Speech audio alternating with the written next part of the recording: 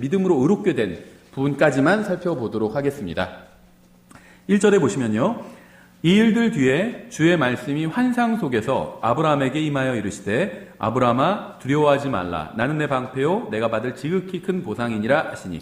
아직까지 이제 아브람이라고 부르는데요. 그냥 저는 편의상 저는 그냥 아브라함이라고 이렇게 하겠습니다. 근데 이제 아직까지는 아브람이에요. 창세기 15장에 와서 약간 분위기가 바뀝니다. 분위기가 약간 바뀌는데요. 이 15장에는요, 이제 성경에서 처음으로 나오는 것들이 꽤 있어요.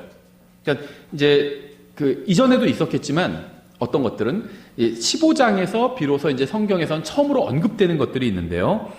여기서 주님의 말씀이 누군가에게 처음으로 임하는 장면이 나옵니다. 그러니까는 하나님께서 누구에게 말씀하시는 것과 말씀이 임하는 게 다른 것 같아요. 뭔가가 좀 다른 것 같아요. 거기에 대해서 이제 좀 더 뒤에서 제가 말씀을 드릴 텐데요. 여기서 어쨌든 간에 주님의 말씀이 환상 속에서 아브라함에게 이제 처음으로 임하십니다. 이전에는요, 말씀이 임하신 적이 없어요. 하나님께서 누군가와 대면을 하시고 대화하신 적은 있지만, 말씀이 임했다는 건 좀 더 다른 의미라고 보시면 돼요. 또 처음으로 환상이 나옵니다. 성경이 완성되기 전에 하나님께서 자신의 말씀을 인간에게 주시는 방법 중에 하나가 환상이었죠. 환상, 꿈, 이런 것들을 주셨고요. 지금은 그런 게 다 사라졌습니다. 왜냐하면 성경이 완성되어 있기 때문에 지금은 환상이나 꿈이 필요가 없어요. 근데 성경이 완성되기 전엔 하나님께서 꿈 가운데, 꿈은 이제 잘 때 하나님께서 꿈속에서 나타나신 거죠. 지금은 그런 식으로 나타나지 않으십니다. 그냥 꿈에서 하나님께서 나타나셨는데 그건 그냥 아무 의미 없는 꿈이에요. 의미가 없어요. 예, 성경에서 생각이 많으면 꿈을 꾼다고 하거든요. 그러니까는 저야 예수님을 만나기 전에 어렸을 때요, 아버지가 그런 게 관심이 많으셔가지고, 꿈의 몽 이런 책들도 집에 몇 권 읽고 그랬었어요. 그런 거에 관심이 많으셨었거든요. 그래서 저도 이제 집에서 같이 읽고 그랬었는데, 뭐가 꿈에 나오면 좋다, 호랑이나 사자나 이렇게 짐승의 왕, 이런 게 꿈에 나오면 좋고, 막 이런 식으로 나와 있어요. 용 같은 거 나오면 꿈에 좋고. 근데 호랑이 사육사는 아마 호랑이 꿈 매일 꿀 거예요. 자기가 자주 하는 일은 자주 꾸거든요. 그 의미 없다는 거죠, 그게. 그래서 성경에서는 생각이 많으면 꿈을 꾼다고 말씀하고 있어요. 계속 생각하면 그거 꿈을 꿉니다. 나중에 꿈에 대해서도 저희가 한번 해당 본문 나오면 다루려고 하는데요. 저는 이렇게 정리했어요, 꿈에 대해서. 이거는 이제 성경에 뭐라고 딱 나온 건 아니지만 성경적인 바탕 플러스 제 생각.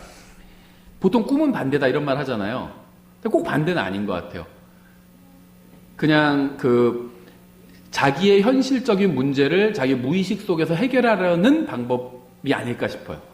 그래서 답답한 게 있으면 저는 하늘을 나는 꿈도 자주 꾸고 그랬었거든요.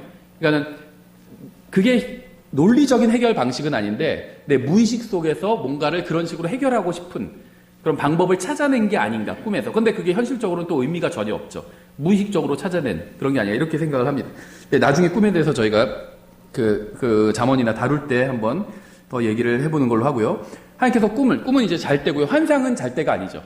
환상은, 실제 뭐를 보여주신 건 아니지만, 그러니까 실제로 일어나는 일은 아니지만, 깨어있을 때 무엇인가를 보여주신 거죠. 말 그대로 환상으로 보여주신 겁니다. 여기서 그래서 환상 속에서 주님께서 말씀을 이제 아브라함에게 주신 거죠. 그래서 처음으로 여기에 환상이 나와요. 또 말씀이 임하는 것이 나오고요. 또, 하나님께서 환상을 통해서 이제 정식으로 아브라함에게 말씀을 주시는데요. 이제 이거는 여기서 말씀을 주셨다는 건 사실 성경을 의미합니다. 단순히 하나님께서 에녹이나 어떤 사람과 교제를 할 때 무슨 말씀을 하셨겠죠. 근데 그거는 성경이 아니에요. 기록되지도 않았죠. 근데 여기서는 아브라함에게 성경의 어떤 내용을 주신 것으로 보입니다. 예, 그래서 말씀이 임했다, 이런 식으로 표현이 된 것 같아요. 근데 그 말씀을 주시면서, 말씀이 임하면서 아브라함에게 주신 첫 마디가 두려워하지 말라는 것이었습니다. 두려워하지 말라. 또 여기서요, 처음으로 보상이란 말이 나와요. 이전에도 보상이 있었겠죠. 근데 그런 말이 아예 등장을 안 합니다. 또 방패라는 말도 나와요. 앞에서 바로 이제 세계의 1차 대전이 일어났죠. 진정한 의미의 1차 대전. 4개의 왕국과 5개의 왕국이 격돌해서 전쟁을 일으켰잖아요. 방패가 있었겠죠. 칼이 있고 방패도 있었겠죠. 근데 방패라는 말은 나오지 않았어요. 여기서 처음으로 방패라는 말이 나옵니다. 또 창세기 15장에서요, 처음으로 상속자라는 말도 나와요. 이전에도 상속자가 있었겠죠.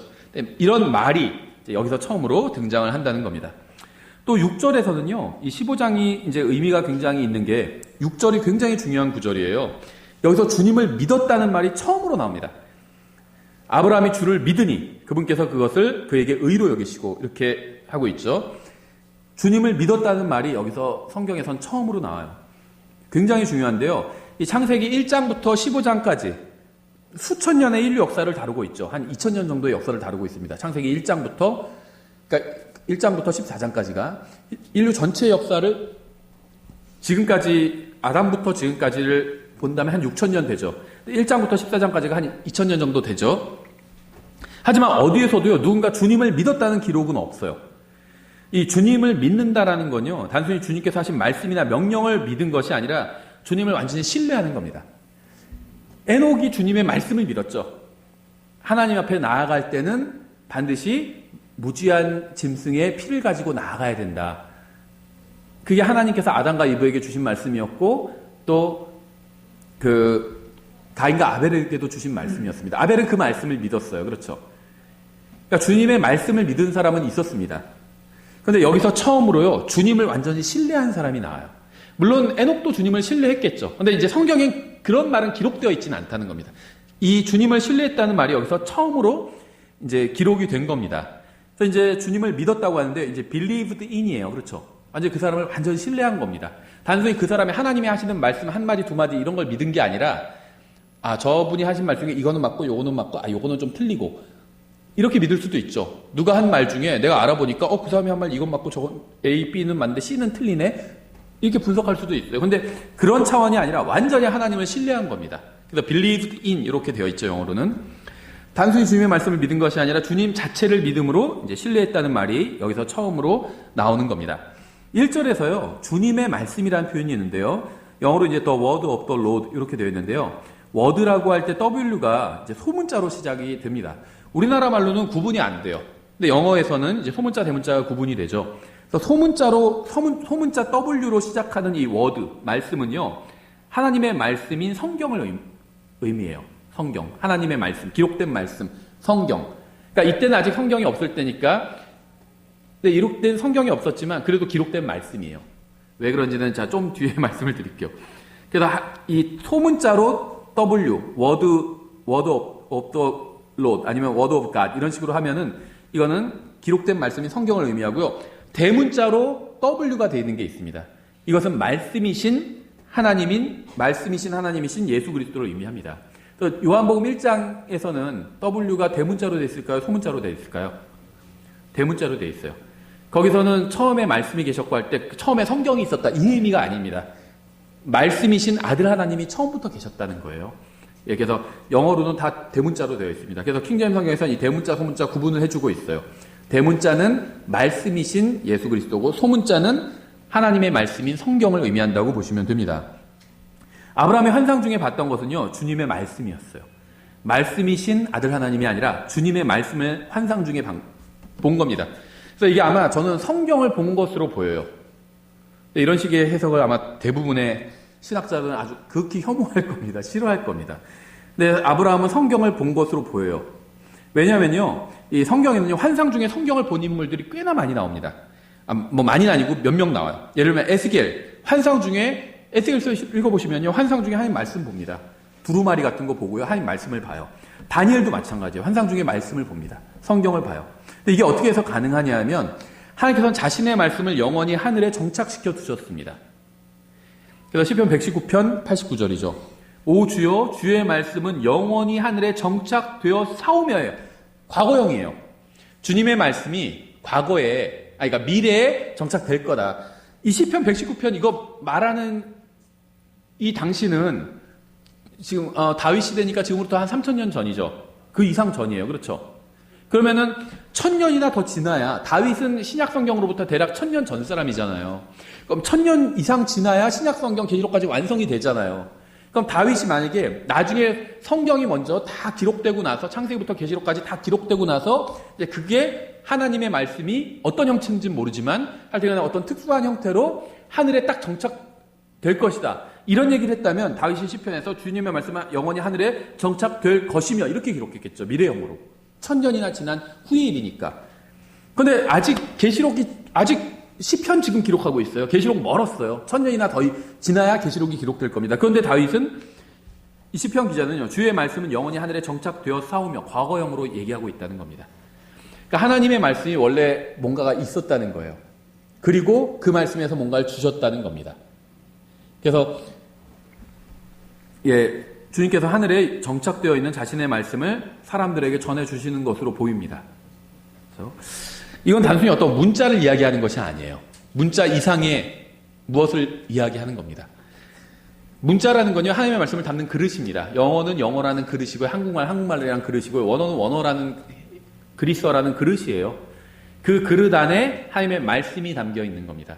우리는 어떤 문자 때문에 구원받은 게 아니에요.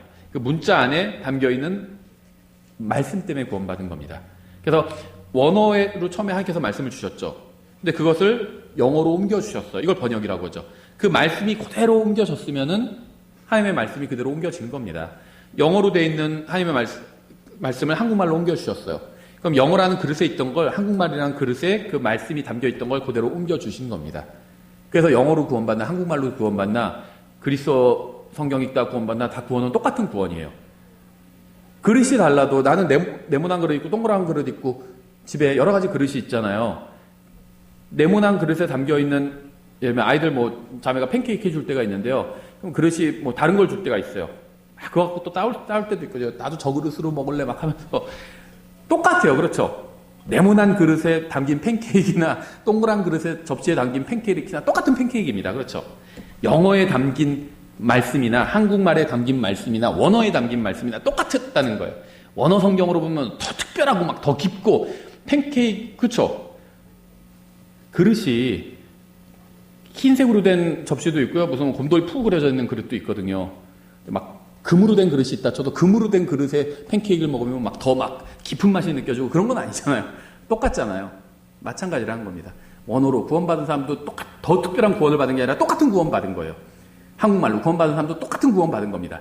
영어로 구원받은 사람도 똑같은 구원 받은 거예요. 왜냐하면 그 그릇 안에 담겨있는 말씀은 같기 때문에, 동일하기 때문에. 그렇죠? 그래서 그 주님의 말씀이, 하나님의 말씀이 하늘에 정착되어 있었을 겁니다. 그걸 하나님께서는 처음에 원어로 다 주신 거죠. 하나님께서는요, 창세기 15장에서 하늘에 정착되어 있는 자신의 말씀을 아브라함에게 보여주셨습니다.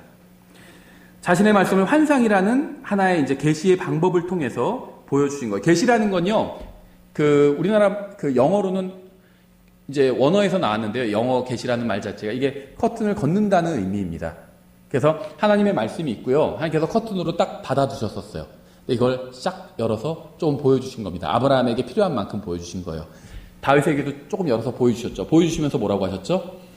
말하지 말라고 말씀하셨습니다. 그래서 다윗이 이루 말할 수 없는 걸 셋째 하늘에 가서 보고 와도 말을 못한 겁니다. 그렇죠. 그리고 그걸 본 지 14년 만에 내가 가서 사실은 무엇인가 엄청난 걸 봤는데 하나님께서 말하지 말라고 말씀하셨다. 이렇게 하고 얘기 끝내죠.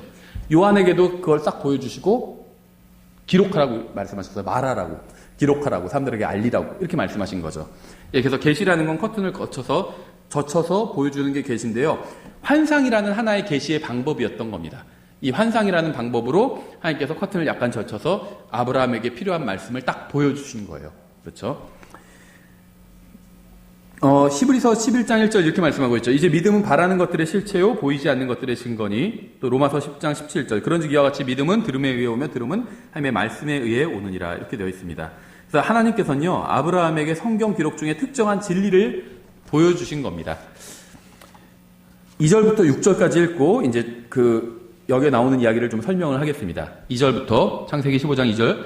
아브라함이 이르되 주 하나님이여 내가 무엇을 내게 주려고 하시나이까? 나는 아이가 없이 지내오며 내 집의 청지기는 다마스쿠스에서 온 이 엘리에셀이니이다 하고, 또 아브라함이 이르되 보소서 주께서 내게 씨를 주지 아니하셨은즉 보소서 내 집에서 태어난 자가 내 상속자이니이다 하매 보라 주의 말씀이 그에게 임하여 이르시되 이 사람은 내 상속자가 아니요 오직 내 배 속에서 나올 자가 내 상속자가 되리라 하시더라.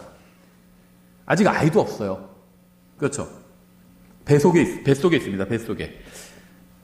그분께서 그를 데리고 밖으로 나가 이르시되 이제 하늘을 쳐다보고 별들을 셀 수 있거든 세어보라 하시며 또 그에게 이르시되 내 씨가 그와 같으리라 하시니라. 아브라함이 주를 믿으니 그분께서 그것을 그에게 의로 여기시고 이렇게 되어 있죠. 이전에 하나님께서는요, 아브라함에게 고향과 가족을 떠나라고 말씀을 하셨습니다. 하지만 처음에 아브라함은요, 주님의 명령에 온전히 순종하지 못하고 절반만 순종했어요. 친족을 떠나라고 했는데 또 롯은 데리고 왔죠. 절반만 순종했던 겁니다. 아브라함은 완벽한 사람은 아니었습니다. 믿음의 사람이었지만 완벽한 사람은 아니었어요. 아브라함도 우리처럼 죄의 본성을 가지고 태어난 죄인이었죠. 아브라함이 약속의 땅으로 갔을 때 그곳에 기근이 들었죠. 그러자 그는 주님을 바라보지 않고요, 육신의 눈으로 바라보고 기근이 들지 않고 풍족했던 이집트로 가게 되죠. 그는 그곳에서 자신의 목숨을 구하기 위해서 거짓말을 했고요. 그 결과 가족과 간증을 잃었죠. 자기 아내인데, 물론 이제 사촌 동생이지만 어쨌든 아내가 됐잖아요. 그럼 아내인 거죠. 근데 아내라는 말은 쏙 빼버리고 그냥 사촌이란 말 쏙 빼고 그냥 동생이라고만 얘기를 했던 거죠. 그러니까는 파로가 데리고 간 거죠. 그러니까는 가족을 잃어버렸어요. 그렇죠. 자기 가족을 잃었습니다. 하나님께서 구출해주지 않으셨다면 아마 사라를 다시 만나지 못할 수도 있었을 거예요. 하나님께서 데려다 주신 거죠, 다시. 우리는 이러한 사실에 근거해서 아브라함도 우리와 같은 죄인이라는 사실을 알 수 있습니다. 위급한 상황에서는 자신의 이익을 생각했던 나약한 죄인에 불과했어요. 아브라함은 자신이 의로운 사람이라고 주장할 수가 없었습니다. 한 짓이 있어요. 벌써 창세기 아직 아브라함이 등장해서 3장이 채 끝나기도 전에 벌써 자기가 죄를 지었잖아요. 하나님 앞에서 거짓말도 하고.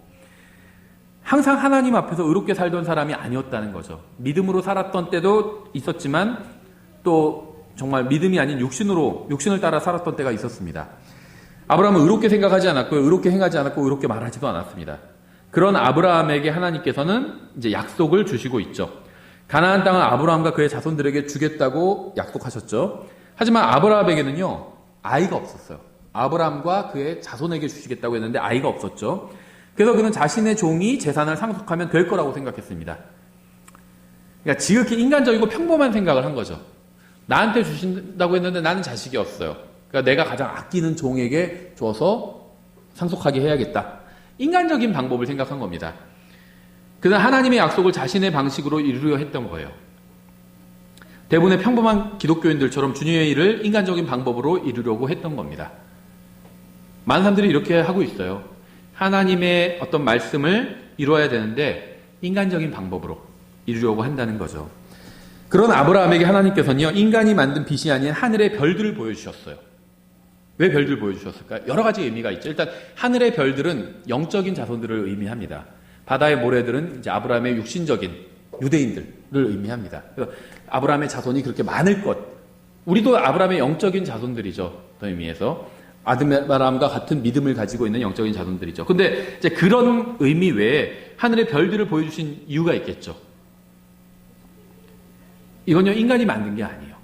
인간의 방법으로 만들어진 게 아닙니다. 만들 수도 없어요. 그렇죠. 아무리 현대 과학이 발전해도 하늘의 별 못 만듭니다. 그 비슷한 것도 못 만들어요. 별들은 엄청난 겁니다. 엄청나요. 그 하늘의 별들을 보여주셨습니다. 하나님께서 아브라함에게 약속을 주시니까 아브라함이 그 약속을 그냥 그대로 받아들이면 되는데 자기 식대로 해석한 겁니다.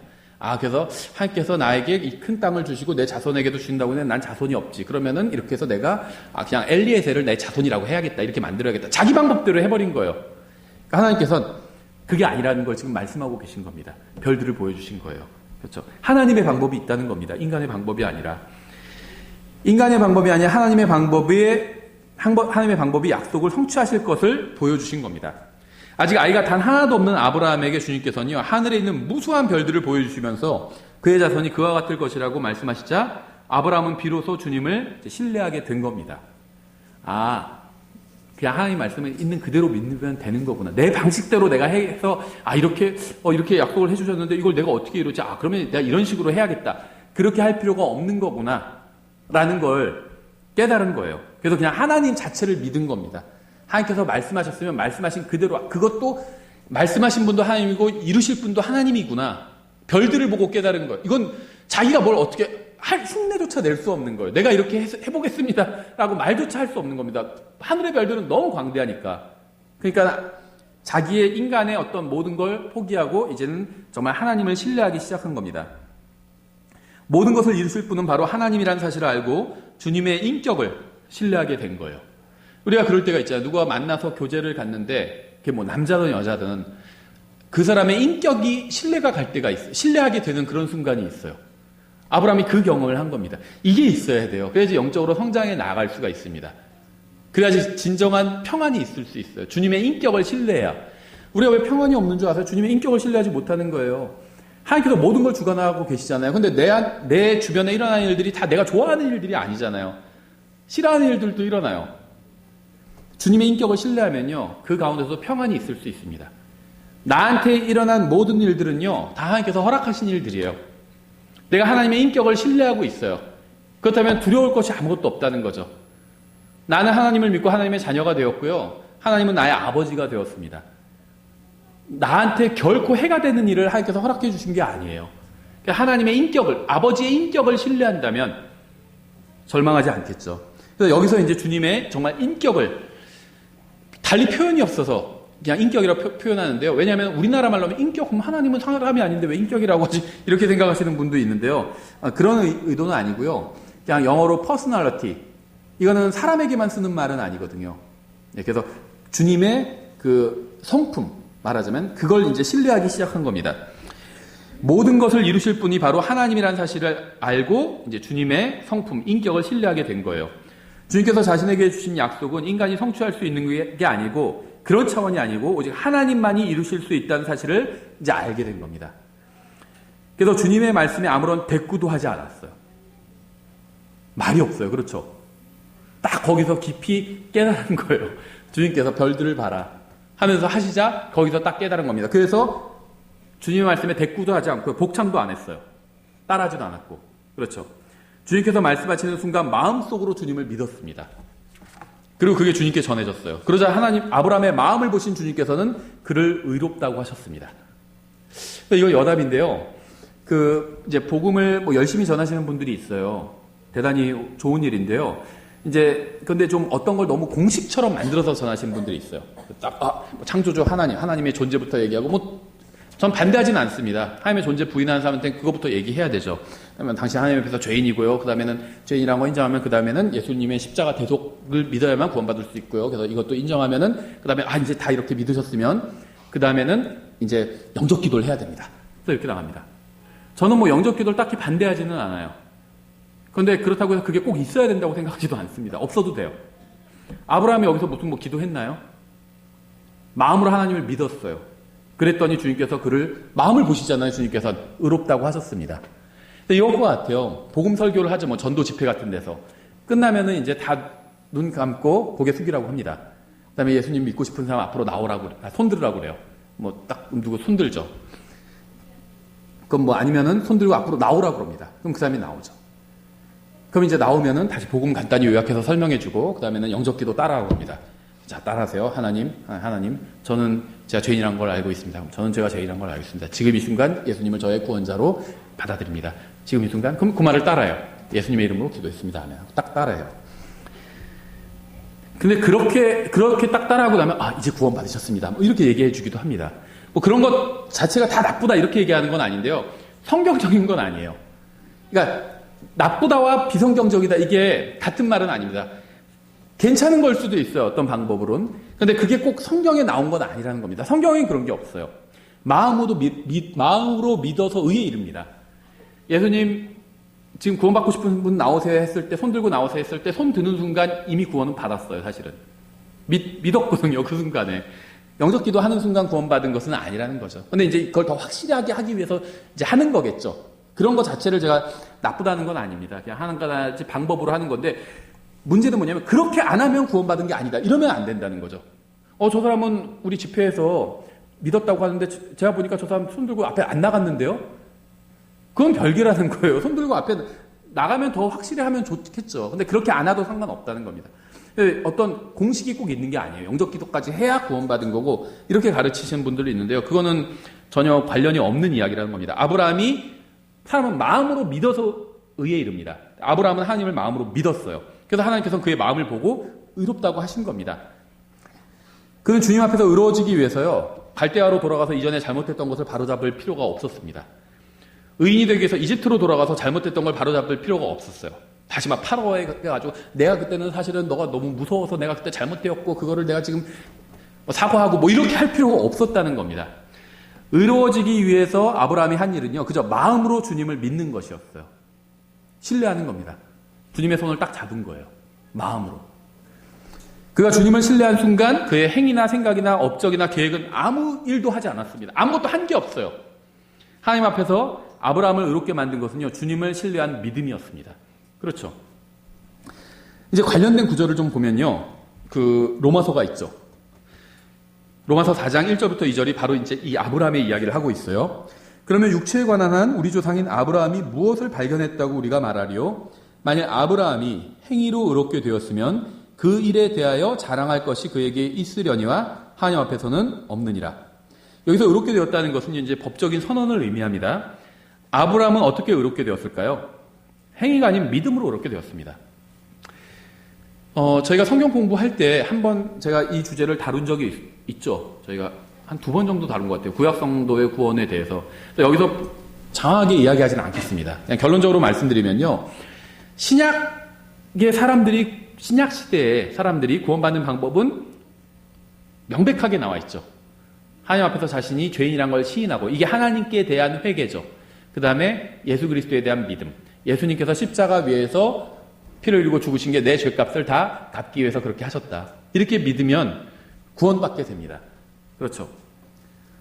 그래서 신약에 대해서는요, 뭐 이단이 아닌 한 크게 그 논란의 여지가 없습니다. 구원받는 방법에 대해서. 대부분의 교파들이 뭐 순복음이건 장로교회건 어디 뭐 침례교회건 다 대부분 다 동의합니다. 이단이 아닌 한은 예수님을 믿고 구원받아야 된다. 이렇게 동의를 하는데요. 이제 구약에 대해서 의견이 분분하죠. 일반적으로 개신교에서는요, 구약 성도가 구원받는 방법은 십자가를 미리 바라보고 구원받는다. 이렇게 가르칩니다. 신약 성도는 십자가를 뒤돌아보고, 그러니까는 구약부터 시작해서 쭉 예수님이 십자가가 있고, 그 다음에 신약이 쭉 이렇게 역사가 이어져 왔다면, 구약 성도들은 미래에 있을 십자가를 바라보고, 아, 우리 죄를 저 예수님께서 십자가 위에서 다 갚아주셨구나. 이걸 바라보고 구원받았고, 신약 성도들은 아, 그래, 2000년 전에 예수님께서 십자가 위에서 피를 흘리고 죽으신 게 내 죄값을 갚기 위해서 그렇게 하신 거였어요. 그래서 이것을 십자가를 되돌아보고 구원받는다. 이렇게 가르치는데요. 이거는 괜찮아 보이긴 하지만 성경적인 건 아닙니다. 신약 성도들이, 신약 시대의 사람들이 십자가를 되돌아보고 구원받은 건 맞아요. 그런데 구약 성도들은 십자가를 미리 바라보고 구원받을 수가 없었습니다. 왜냐하면 잘 아시는 것처럼 구약 성도들은 이 십자가의 의미를 몰랐어요. 그 예수님이 오셔가지고 이렇게 하실지도 몰랐습니다. 하나님의 아들이 오셔서 죄를 대속하신다는 사실을 잘 알지 못했습니다. 그 의미를 잘 몰랐어요. 그래서 십자가를 미리 바라보고 구원받을 수가 없었습니다. 그래서 대언자들조차도 앞으로 있을 이제 예수님에 대해서 이사야나 뭐 스가랴나 예수님의 초림과 재림을 다 대언했죠. 그래서 이 선지서를 보면, 대언서를 보면 예수님의 초림과 재림을 다 대언한, 미리 예언한 사람들이 있었지만 이 사람들조차도 자기가 예언한 내용을 명확하게 알지 못했습니다. 명확하게 알지 못했어요. 그래서 그 이디오피아 내시는 굉장히 훌륭한 사람이었죠. 훌륭한 유대교 신자였습니다. 이디오피아 사람이었지만, 아프리카 사람이었지만 개종을 했죠, 유대교로. 그래서 정말 먼 대륙을 휴가 내가지고 마차 타고 하나님께 경배 드리러 온 거였잖아요. 훌륭한 사람이었어요. 그런데 우리는 교회 좀만 멀어도 교회 뭐 못 간다 하는데 이디오피아 내시는요, 그 먼 거리를 마차 타고 왔던 거예요. 하나님께 경배 드리러. 그러면서 또 성경을 읽고 있었죠. 근데 어떤 부분을 읽고 있었냐면 이사야서 53장을 읽고 있었습니다. 그런데도 불구하고 그 의미를 전혀 알지 못했어요. 그렇죠. 그래서 그 의미를 빌립에게 물어보게 되잖아요. 그래서 실제로 구약에서 하나님을 믿었던 사람들이 십자가를 미리 바라보고 믿는다는 건 불가능합니다. 그럼 구약 성도들은 어떻게 구원받았냐? 기본적으로 성경에 나온 구원의 그 아주 기본적인 방법대로 구원을 받았어요. 이거는 신약과 구약이 공통인데 어디까지 공통이냐면 구원받기 위해서 먼저 하나님 앞에 나와서 자신이 죄인이라는 사실을 인정해야 됩니다. 회개해야 돼요. 그리고 용서를 구해야 됩니다. 그럼 구원받아요. 구약이나 신약이나. 근데 신약에서는 거기서 예수 그리스도의 십자가가 더해진 겁니다. 그러니까 신약 성도들은요, 자기가 왜 용서받았는지 알아요. 하나님께는 용서해달라고 그러면 다 용서해 주십니다. 하나님은. 근데 하나님께서 용서해 주시는 근거가 있어요. 그건 뭐냐면 예수님께서 모든 사람들의 죄값을 십자가 위에서 갚아주셨기 때문에 용서해 주시는 겁니다. 신약 성도들은 그걸 알아요. 그래서 예수님 때문에 나를 용서해 달라고 그렇게 간구할 수 있습니다. 그럼 용서해 주시는 겁니다. 그거 구원해 주시는 거예요. 근데 구약 성도들은 그걸 몰랐습니다. 그냥 용서를 구하면 구원받는다는 그 사실만 알고 있었어요. 그래서 하나님께 용서를 구한 겁니다. 그러니까 하나님께서 용서해 주신 거예요. 근데 구약 성도는 자기가 왜 용서받았는지 모릅니다. 예수님의 십자가 때문에 용서받았다는 그 사실은 몰라요. 그래서 죄를 용서받은 모든 사람들, 구원받은 모든 사람들은요, 신약이나 구약이나 모든 사람들이 다 예수님 때문에 구원받은 겁니다. 근데 신약 성도들은 자기가 예수님 때문에 구원받았다는 걸 알아요. 구약 성도들은 자기가 예수님 때문에 구원받았다는 걸 모릅니다. 아기가 태어나면요, 나중에 자라면 자기가 태어난 사람이라는 건 알아요. 근데 부모님이 있고 출생 기록이 다 있고 그러면 자기가 어떤 부모에게서 몇 월 며칠에 태어났는지를 압니다. 근데 부모님이 없어요. 예를 들면 출생 기록도 자기는 없어요. 그러면 자기가 언제 태어났는지를 모를 수 있죠. 그래도 태어난 건 사실이죠. 그것처럼 구약 성도들은 자기가 용서받았지만 왜 용서받았는지 몰라요. 그냥 자기가 하나님께 용서 구했더니 하나님께서 용서해 주신 겁니다. 근데 왜 용서해 주셨는지 몰라요. 근데 신약 성도들은 그 이유를 아는 거죠. 이게 신약과 구약의 차이예요. 그래서 우리도 아브라함과 이런 면에 아브라함은 이렇게 구원받았습니다. 하나님 앞에서 자기가 죄인이란 거 한마디로 시인하고요. 하나님의 용서를 구한 겁니다. 여기서 이제 주님을 그냥 신뢰했고 그걸 의로 여기셨다 이렇게 말씀하고 있는데요. 창세기만 보면은 제가 방금 얘기한 걸 알 수가 없죠. 아브라함이 언제 하나님께 용서를 구하고 언제 그렇게 알 수가 없어요. 근데 로마서와 우리가 나중에 시편을 31편을 볼 건데요. 로마서와 시편 관련 구절이에요. 다 이 창세기 15장에. 이걸 보면 알 수 있습니다.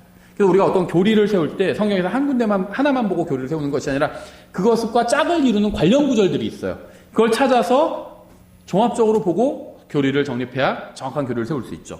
예, 로마서 4장 1절부터 2절에 분명히 이렇게 되어 있습니다. 만일 아브라함이 행위로 의롭게 되었으면 그 일에 대하여 자랑할 것이 그에게 있으려니와 하나님 앞에서는 없느니라. 행위가 아닌 믿음으로 의롭게 된 거죠, 아브라함은. 인간의 행위는요, 같은 인간에게는 감동을 줄 수 있을지 몰라도 하나님께는 아무런 감동을 줄 수 없습니다. 그러니까 하나님 앞에서 뭔가 인정받으려면요, 감동을 줘야 돼요. 요즘은 가수 되는 방법이 여러 가지가 있죠. 주로 무슨 무슨 뭐라고 하죠? 컨테스트 같은 데 나가서 되죠. 무슨 슈퍼스타 막 그런 데 나가서 심판들이 있고, 그래서 거기서 1등하고 그러면 가수가 되고 그런 방법도 있죠. 어떻게 하지 되죠? 감동을 줘야 되잖아요. 그 심판 4명 있고 그러면 감동을 줘야 되잖아요. 그렇죠? 근데요, 사람의 행위는요, 하나님께 감동이 안 와요. 감동이 안 와요. 자, 여러 번 말씀드렸죠. 누군가 10억을 헌금한다면요, 사람들 다 놀랄 겁니다. 와, 대단하다. 그럴 거예요. 그렇죠? 10억을 누가 헌금한다면 교회에, 와, 대단하다. 저 사람 정말 믿음이 크다. 와, 대단하다. 그러겠죠. 근데 하나님은 전혀 놀라지 않으세요. 감동이 안 돼요, 그게. 왜 감동하죠? 이 생각해보면 돼요. 누가 1,000원을 헌금했어요. 와, 대단하다 그러나요? 그냥 했나 보다 이렇게 생각하죠. 10,000원을 했어요. 그냥 했나 보다 그러죠. 10만 원 했어요. 그래도 그냥 했나 보다 이렇게 죠. 10만 원 했다고 해서 와, 저 사람 대단하다. 내가 그때 보니까 저 형제 10만 원 하더라. 대단하다. 이러진 않아요. 그렇죠? 그냥 헌금했나 보다. 이렇게 생각합니다. 왜냐하면은 우리가 생각할 때 10만 원이 10,000원, 10만 원 이런 금액이 아주 큰 건 아니에요. 그렇죠? 그게 놀랄 일은 아니에요. 그렇죠?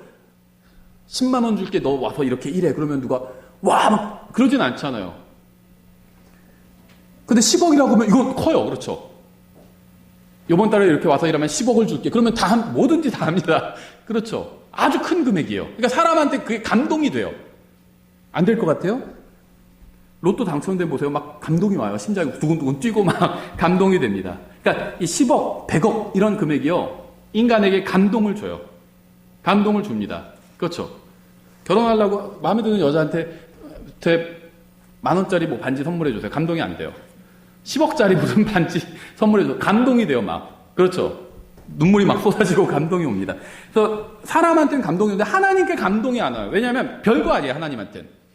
우리한테는 1억, 10억, 100억 엄청난 돈이에요. 감동이 오는데 하나님은 감동이 안 와요, 이게. 100억?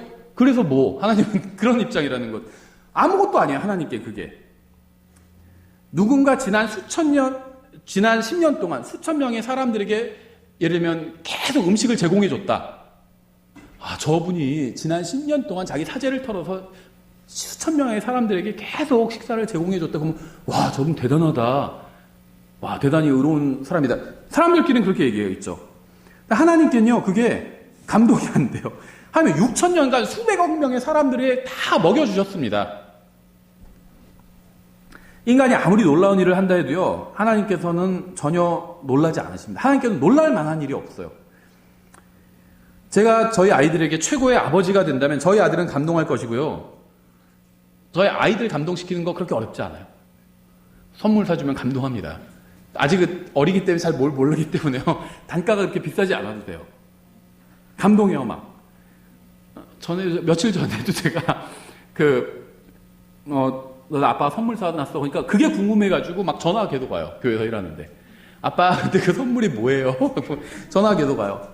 너무 궁금하다. 너무 막 기대된다. 막 그러고 있어요, 둘이. 네. 그러니까 저희 아이들한테 제가 정말 좋은 아빠가 된다면 아이들을 감동하겠죠. 또 누군가도 감동할 수 있어요. 와, 정말 저 형제 좋은 아빠구나. 그렇게. 하나님은 전혀 감동하지 않으세요, 그런 거에. 인간이 아무리 뛰어난 일을 하고 위대한 일을 한다 해도요, 다른 사람이나 감동시킬 수 있을 뿐 하나님은 감동시킬 수 없습니다. 하나님을 감동시킬 수 있는 건 하나님이에요. 예수님만이 하나님을 감동시킬 수 있는 건 아들 하나님이시기 때문에. 그래서 우리가 예수님의 그 행위를, 예수님을 받아들여야 되는 거예요. 그래야지 하나님께서 감정의 변화가 있으신 거예요. 우리를 봤을 때. 3절 이렇게 되어 있어요. 성경 기록이 무엇라 말하느냐. 지금 로마서로 온 겁니다. 로마서 4장 3절. 아브라함이 하나님을 믿음에 그것을 그에게 의로 여기셨느니라 하느니라. 하나님 앞에서 의로워지는 문제에 있어서요, 우리의 생각은 중요하지 않습니다. 내가 이만큼이나 했는데 그건 중요하지 않아요. 하나님께서 뭐라고 말씀하셨는지 그대로 해야 되는 겁니다. 그래야지 하나님은 거기에 감동하시거든요. 하나님의 기준에 하나님의 말씀은 하나님의 기준이에요. 하나님의 기준에 감동하십니다. 하나님은. 우리의 기준에는 감동 안 하세요. 하나님께서. 그거 아무것도 아니에요. 우리의 기준은. 성경이 무엇이라고 말씀하시냐, 이게 중요한 겁니다. 만약 이 세상의 모든 목사와 모든 신부, 모든 랍비가 인간을 구원할 수 있는 존재는 마리아밖에 없다고 한 마음으로 동의한다 해도 그건 그냥 거짓말에 불과해요. 의미가 없다는 거죠. 중요한 것은 성경이 무엇이라고 말씀하시는가입니다. 이게 하나님의 기준이기 때문이에요. 성경은 아브라함이 어떻게 의롭게 되었는지 분명하게 말씀하고 있어요. 아브라함이 하나님을 믿음에 그것을 그에게 의로 여기셨느니라. 4절. 이제 일하는 자는 품삯을 은혜로 여기지 아니하고 빚으로 여기거니와. 하나님께서는요, 누군가에게 빚을 질 수 있을까요? 하나님께서? 하나님 저에게 빚 지신 겁니다, 이번에. 이렇게 얘기할 수 있는 사람이 있을까요? 제정신 가진 사람 중에. 누가 하나님께 빌려줬다고 말할 수 있는 사람이 있을까요? 하나님 이번엔 이자를 좀 늦게 내셨네요. 이렇게 얘기할 수 있는 사람이 있을까요? 자신이 너무 선하게 살았기 때문에 하나님께서 구원해 주실 수밖에 없다고 말할 수 있는 사람이 있을까요? 하나님께서는요, 누구에게도 빚을 진 적이 없습니다. 빚을 졌다는 건 그걸 해줘야 되는 거잖아요. 의무를 이행해줘야 되는데 하나님께서는요, 누군가에게 무슨 의무를 이행해줘야 될 그럴 게 없으시다는 거예요. 누구도 주님께서 구원해 주실 수밖에 없는 사람은 존재하지 않는다는 겁니다. 하나님께서는요, 누구에게도 구원을 빚진 적이 없어요. 5절에 일을 하지 아니할지라도 경건치 아니한 자를 의롭다 하시는 이를 믿는 자에게는 그의 믿음을 의로 여기시느니라. 저는 하나님의 법을 어긴 적이 있습니다. 하나님의 말씀대로 하지 않은 적이 많아요. 그렇죠? 제가 수십억 원을 헌금한다 해도요, 제가 주님의 법을 어겼다는 사실은 변하지 않아요. 그래도 수십억이나 하면은 아니에요. 이걸 다른 식으로 제가 설명해드리면 금방 이해할 수 있어요. 누군가 사람을 죽였어요. 아주 잔인하게 죽였습니다. 갑질을 막 하다가 죽였어요. 자기 종업원이라서 갑질을 하다가 막 빠따로 치다가 예를 들면 죽어버렸어요. 그러니까 그 사람한테, 그래? 내가 50억 줄게. 그 50억을 자기 내고 그 사람이 사면 받는다면, 와, 의롭다, 잘했다, 이렇게 할 사람이 있을까요? 더 나쁘다고 하겠죠. 사람 죽인 것도 나쁜데 돈으로 저 사람은 다 해결하려고 하는구나. 그렇게 하겠죠. 똑같아요. 세상에서 나쁜 짓 잔뜩 해놓고 내가 헌금 많이 했으니까 하나님께서 나를 구원해 주시겠지. 더 나쁜 거예요. 나쁜 짓 많이 해놓고 돈으로 하나님 입막을 하려고 하는 거잖아요. 더 나쁜 거예요. 그렇죠. 우리가 그래서 막 분개하잖아요. 사람들은 뭐 재벌 회장이 나쁜 짓 해놓고 돈으로 어떻게 해결하려고 그러면 더 나쁘다고 하잖아요. 사람들은. 와, 잘하신다. 이렇게 하는 사람은 없거든요. 더 나쁘다고 하죠. 똑같아요. 헌금 많이 하면 자기가 구원받을 수 있다고 생각하는 거는 더 나쁜 생각이에요. 나쁜 짓 실컷 내놓고 돈으로 내가 어떻게 하면은 한마디로 매수 좀 하면 하나님을 매수하면은 돈으로 되겠지 이렇게 생각하는 더 나쁘다는 겁니다. 뇌물죄가 더 추가가 되죠. 네, 자기 헌금 많이 했다고 구원받을 거라고 생각하는 사람은요, 뇌물죄 추가예요. 오히려 하나님 앞에서 죄가 더 추가가 되는 겁니다. 구원받는 방법은 단 하나밖에 없죠. 자신의 의를 버리고요, 자기 생각을 버리는 겁니다. 접어버리는 거예요. 내 의, 내가 잘났다, 내가 그래도 저 사람들보다는 낫다, 이런 생각을 버리고요, 하나님의 의를 받아들이는 겁니다. 자신을 신뢰하지 않고 주님을 신뢰하는 거예요. 주님께서 십자가 위에서 이루신 일을 믿음으로 받아들이는 겁니다. 이거 외에는 사람이 구원받을 수 있는 방법이 전혀 없어요. 하나님께서는 인간에게 빚진 것이 아무것도 없기 때문입니다. 9절 이렇게 되어 있어요. 그러면 이 복된 일이 할례자에게만 임하느냐 혹은 무할례자에게도 임하느냐, 이는 그분께서 아브라함에게 믿음을 의로 간주하셨다고 우리가 말하기 때문이라. 그러면 그것을 어떻게 의로 간주하셨느냐? 그가 할례 받을 때였느냐 할례 받지 않을 때였느냐? 할례 받는 때가 아니요 할례 받지 않은 때니라. 할례라는 건 어떤 행위를 말하는 거거든요. 하나님께서 할례를 행하라고 하셨잖아요. 하나님의 말씀대로 무엇인가 하는 걸 말하는 겁니다. 하나님의 말씀대로 무엇인가 했을 때 의롭게 된 게 아니라는 거예요. 하나님의 말씀대로 하지도 않았는데 의롭게 됐다는 겁니다. 그가 할례의 표적 곧 아직 할례 받지 않은 때 그가 소유한 믿음의 의를 봉인한 표적을 받았으니 이것은 그가 할례를 받지는 아니하였으나 믿는 모든 자들의 조상이 되어 의가 그들에게도 인정되게 하려 함이요. 아브라함은 하나님께서 보여주신 하늘의 별들을 보고 주님을 믿었습니다. 그가 주님을 믿는 순간 주님께서는 그를 의롭다고 하셨어요. 주님께서는 그가 세상 사람들과 다르다는 구분을 하기 위해서 할례를 받게 하신 겁니다. 성경에는요, 주님께서 우리에게 하시는 많은 명령이 기록되어 있어요. 구원받은 사람은 세상 사람들과 다르게 살아야 됩니다. 영원한 생명을 받은 사람은 그에 맞게 살아야 돼요. 그렇죠. 하루살이는 하루살이의 인생이 있고요. 더 수명이 길면 거기에 맞게 살아야 돼요. 우리는 영원한 생명을 받았어요. 예수님을 믿었을 때. 그럼 다르게 살아야 된다는 겁니다. 영원한 생명을 받아놓고는 무슨 하루살이처럼 그렇게 살면 안 된다는 거죠. 의롭게 살면요, 구원받는 것이 아니라 구원받은 사람이 의롭게 살아야 되는 겁니다. 세상과 구별된 의로운 삶은 구원의 조건이 아니라 구원의 결과예요. 아브라함은 구원받기 위해서 세상과 구별된 것이 아니라 하나님과 동행하기 위해서 세상과 구별된 겁니다. 이러한 점에 있어서 세상 종교와 성경은 서로 정반대의 것을 이야기하죠. 세상 종교는요, 의롭게 살면 구원받을 수 있다고 주장하지만 성경은 구원받아야 하나님 앞에서 진정으로 의롭게 살 수 있다고 말씀하고 있어요. 성경에 의하면 하나님을 믿어야 구원받을 수 있고요, 구원받은 후에야 주님을 위해서 살 수 있습니다. 구원받지 않은 사람은 주님을 위해서 살 수가 없어요. 구원받은 사람이어야만 주님을 위해서 살 수 있다는 거죠. 제가 하늘나라에 가는 이유는요, 선한 삶을 살았기 때문이 아니에요. 저는 하늘나라에 갈 것이기 때문에 선한 삶을 살아야 되는 거죠. 로마서 4장에는요, 아무런 행위 없이 오직 믿음만으로 의롭게 되는 예가 아브라함 외에 한 사람 더 나오죠. 바로 다윗이죠. 6절부터 8절. 왜 아브라함과 다윗을 예로 들고 있을까요? 아브라함과 다윗은요, 유대인들에게는 가장 훌륭한 두 사람이에요. 우리나라 치면 세종대왕과 이순신 장군과 마찬가지예요. 그러니까 이 가장 훌륭한 두 사람도 이런 식으로 구원받았다면, 행위로 구원받지 못하고 믿음으로만 구원받았다면 다른 사람들 볼 것도 없다는 거죠. 그래서 마태복음 1장이 어떻게 시작하죠?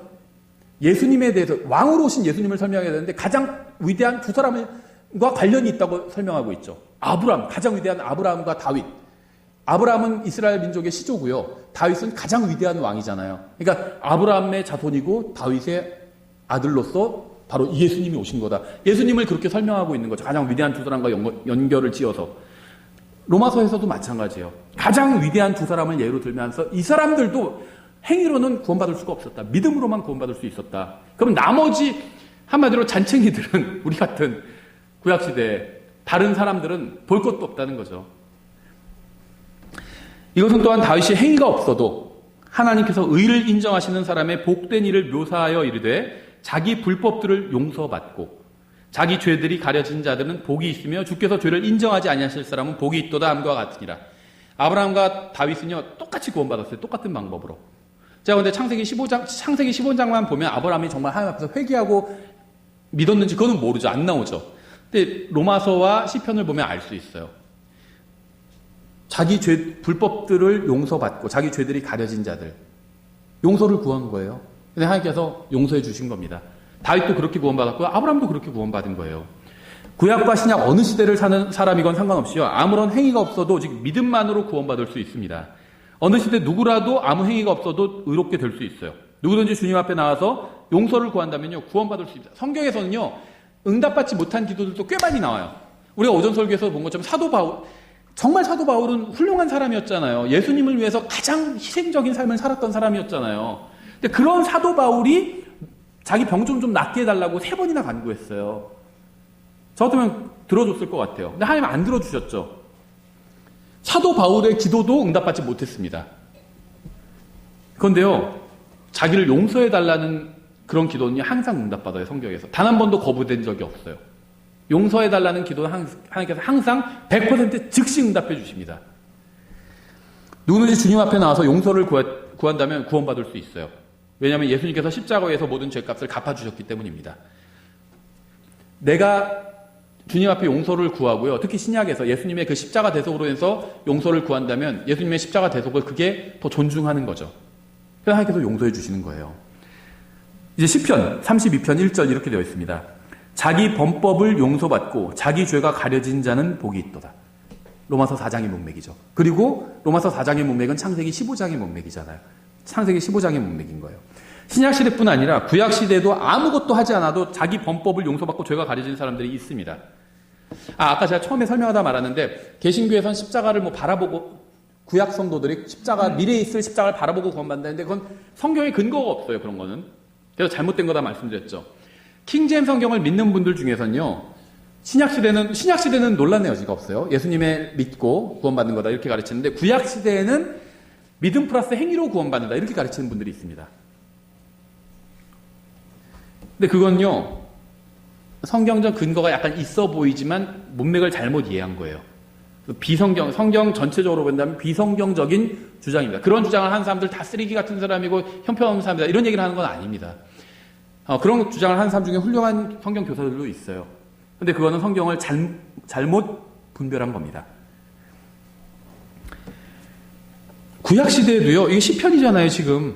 자기 범법을 용서받고 자기 죄가 가려진 자는 복이 있도다. 아무것도 한 거 없고요. 그냥 하나님 앞에 용서를 구해서 용서받는 사람들이 있다는 겁니다. 자신이 하나님 앞에서 죄인이라는 사실을 용서를 구한다는 것 자체가 자신이 하나님 앞에서 죄인이라는 걸 시인하는 거예요. 야, 내가 그렇게 왜 이런 친구 있잖아요. 자기가 잘못해놓고도 미안하다고 하면 내가 용서해 줄 텐데 자존심은 있어가지고 미안하다 그런 말을 잘 못하죠. 내가 그렇게 잘못한 것 같지만 그냥 너한테 피해가 갔다면 내가 미안해 그러면 이건 용서 구한 게 아니에요. 그렇죠? 그건 용서 구한 게 아닙니다. 내가 정말 잘못했어. 정말 미안해. 다시는 앞으로 그렇게 하지 않을게. 나 용서해 줄 수 있어. 이게 용서를 구하는 거죠. 용서를 구한다는 건요, 자기가 죄인이라는 걸 시인하는 겁니다. 자기가 잘못했다는 걸 시인하는 거예요. 그래서 자기의 잘못을 시인하고 죄를 시인하고요, 하나님께 용서를 구한 모든 사람은 구약시대도 구원받았습니다. 왜냐하면 예수님께서 십자가에서 그들의 죄값을 갚아주셨기 때문이에요. 다만 그러면 구약과 신약의 구원의 차이가 뭐냐? 구약시대는 구원받았어요. 죽어서 지옥에 가지 않습니다. 하늘나라에 가요. 그렇죠? 그때 구약 당시에는 이제 아브라함의 품으로 갔겠죠. 낙원으로 갔겠죠. 신약시대에 이제 하늘나라로 가는 거겠죠. 근데 신약성도와의 차이가 뭐냐? 신약성도도 예수님 믿고 구원받고 이제 죽으면 하늘나라에 가는데 신약성도들은 하나님의 아들이 되잖아요. 구약성도들은 개인적으로 하나님의 아들이 되는 건 아닙니다. 하나님의 백성이 되는 거예요. 그렇죠? 그래서 신약과 구약은 구원의 질이 다릅니다. 구약 성도들은 또 예수님과 함께 공동 상속자가 되는 것도 아닙니다. 그건 신약 성도들에게만 주어진 특권인 거죠. 2절, 영 안에 간사함이 없고 주께서 불법을 인정하지 아니하는 사람은 복이 있도다. 내가 잠잠할 때 하루 종일 신음하였으므로 내 뼈가 쇠하였나니. 갑자기 왜 이런 얘기 할까요? 시편 기자가 회개하고 있는 거예요. 회개하고 있는 거. 자기가 지은 죄에 대해서. 내가 잠잠할 때 하루 종일 신음하였으므로 내 뼈가 쇠하였나니 밤낮으로 주의 손이 나를 무겁게 누름으로 내 진액이 여름 가뭄으로 변하였나이다. 셀라, 내가 주께 내 죄를 시인하고. 제가 그래서 회개하고 있는 거라고 말씀드렸죠. 그리고 창세기 15장의 문맥이 거기에 나와 있지 않지만 아브라함이 회개한 거라고 말씀을 드렸죠. 왜냐면요, 창세기 15장의 문맥이 로마서 4장의 문맥이고요. 인용하고 있는 거기 때문에 로마서 4장의 문맥이 시편 32편의 문맥이에요. 내가 주께 내 죄를 시인하고 내 불법을 숨기지 아니하며. 이게 회개예요. 또 이르기를 내 범법들을 주께 자백하리라 하였더니 주께서 내 죄의 불법을 용서하셨나이다. 셀라. 그럼 죄가 용서했으면 죄가 없는 거잖아요. 그럼 지옥에 가지 않는 겁니다. 이게 구약 성도들이 구원받은 방법이에요. 여기에 신약은 예수님의 십자가만 더해졌을 뿐입니다. 로마서 4장에 의하면 다윗은 믿음으로 구원받았습니다. 그리고 시편 32편은 다윗이 어떻게 구원받았는지를 아주 잘 보여주고 있어요. 다윗은 주님 앞에 나와서 자신의 죄를 시인하고 불법을 숨기지 않았습니다. 회개한 거예요. 그러다 주님께서는 그의 죄를 용서해 주셨습니다. 자신의 죄를 정당하거나 변명하는 것은 어리석은 행위죠. 주님 앞에 나와서 죄인이라는 사실을 시인하고 용서를 구하는 것이 현명한 일이고 다윗은 그렇게 했죠. 다만 다윗이 왜 자기의 죄가 용서됐는지 그 이유는 몰라요. 용서를 구하니까 하나님께서 용서해 주셨다. 여기까지만 알고 있는 겁니다. 우리도 하나님께 용서를 구하니까 용서해 주셨죠, 우리를. 왜 용서해 주셨죠? 예수님 십자가 때문이잖아요. 그냥 죄를 그냥 용서할 수는 없거든요. 죄가 있으면 반드시 그 죄에 대한 벌을 내려야 돼요. 근데 벌을 대신 받아주셨잖아요. 우리가 그걸 믿음으로 받아들였잖아요. 그래서 법률적으로 추인한 거라고 말씀드렸죠. 그랬더니 하나님께서 추인하면 법률 효과가 나한테 오는 거라고 말씀드렸죠. 예수님 십자가 때문에 우리를 용서해 주신 거예요. 다윗은 그걸 몰랐고 우리는 알고 구원받았을 뿐입니다. 둘 다 구원받은 건 똑같아요. 구원받았다는 것 자체는. 하나님께서 이렇게 자신의 죄를 시인하고 주님 앞에 나와서 용서를 구하는 사람들을 용서해 주시고 의롭다고 해주십니다. 신약의 성도들은 여기에 더해서 예수 그리스도의 십자가를 받아들였을 뿐이죠. 이것이 바로 다윗과 아브라함과 여러분과 제가 하나님 앞에서 용서받고 의롭게 된 방법입니다. 요한복음 1장 12절 그분을 받아들인 자들 곧 그분의 이름을 믿는 자들에겐 다 하나님의 아들이 되는 권능을 그분께서 주셨으니. 성경에는요 어려운 말씀도 많지만 이건 이해하기 어려운 말씀이 아닙니다. 예수 그리스도를 자신의 구원자로 받아들이는 모든 사람을 하나님께서는요 아들로 삼아주시겠다는 거예요. 받아들이는 것은 무엇일까요? 믿는 거예요. 예수님을 믿었다면 받아들인 겁니다. 이것은 누구나 할 수 있는 일이죠. 여러분이 예수님을 받아들이는 순간 하나님께서는 여러분에게 하나님의 아들이 될 수 있는 권능을 주신 거죠. 고린도후서 5장 20절 이렇게 말씀하고 있어요. 그런즉 하나님께서 우리를 통해 너희에게 간청하시는 것 같이 이제 우리가 그리스도를 위한 대사가 되어 그리스도를 대신하여 너희에게 간구하노니 너희는 하나님과 화해하라. 하나님께서는 아무 근거 없이 사람들의 죄를 용서해 주시는 것이 아닙니다. 정당한 근거 없이 죄가 있는 사람에게 무죄를 선언하는 것은 이건 불의한 판결이죠. 누군가 하나님의 공의를 만족시켜야 됐죠.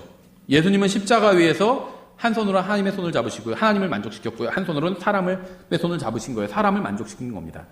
인간을 대신해서 하나님의 진노를 받으셨고요. 그래서 하나님의 공의를 만족시키신 거예요. 성경은 구원받은 사람들이 그리스도의 대사라고 말씀합니다. 우리는 대사로서 해야 될 일이 있어요. 그것은 바로 사람들과 하나님과 사람들이 화해할 수 있도록 돕는 거죠. 21절 하나님께서 죄를 알지 못한 그분을 우리를 위하여 죄가 되게 하신 것은 우리가 그분 안에서 하나님의 의가 되게 하려 하심이라. 하나님께서는 우리의 모든 죄를 예수 그리스도께로 주셨고요. 예수님의 모든 의를 우리에게 주신 겁니다. 물물 교환한 거예요. 우리가 믿는 순간 이것이 사실로 확정되어서요. 하나님께서는 우리를 의롭다고 선언하시는 거예요. 이렇게 예수님께서 자신의 모든 죄값을 갚아주셨다는 사실을 믿을 때 사람은 하나님과 화해하게 되는 겁니다. 하나님께서는 성경에 말씀하신 대로 행하실 거예요. 누구든지 예수님을 자신의 구원자로 받아들인 사람에게는 영원한 생명을 주실 거고요. 거부한 모든 사람은 영원히 타는 불로 벌하실 겁니다.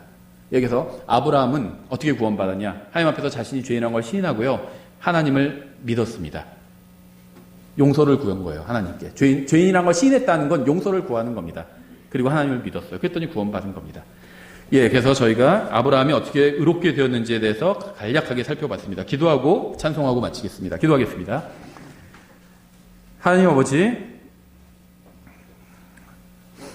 정말 믿음으로만, 오직 믿음으로만 구원받는다는 이 법칙을 아브라함을 통해서 보여주셔서 감사드립니다. 저희도 주님 앞에서 아무것도 한 것이 없고 오직 정말 예수 그리스도를 통한 이 십자가 대속을 믿었을 뿐인데 저를 구원해 주시고 또 아들 삼아 주셔서 감사드립니다. 저희가 이 화해의 복음을, 이 은혜의 복음을 모르는 사람들에게 전할 수 있도록 또 저희의 가운데서 역사해 주시기 원합니다. 저희가 세상에 나가서 또 일주일 동안, 사흘 동안 주님과 항상 동행하고 또 주님을 기쁘시게 하는 삶을 살 수 있도록 역사해 주시기 원합니다. 감사드리며 예수님의 이름으로 기도드렸습니다. 네.